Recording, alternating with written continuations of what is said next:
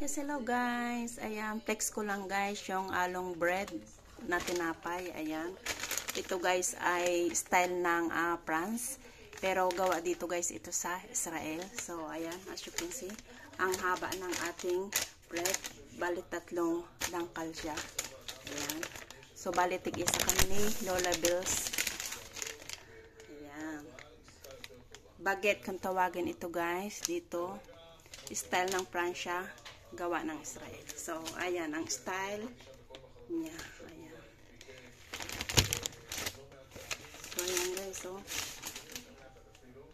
ayan. Ganito siya.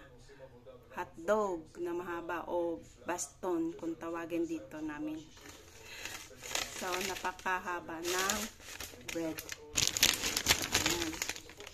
Masarap ito guys. Pag may mga palaman tayo dito at saka sa kape. Ayan. So yun guys, flex ko lang.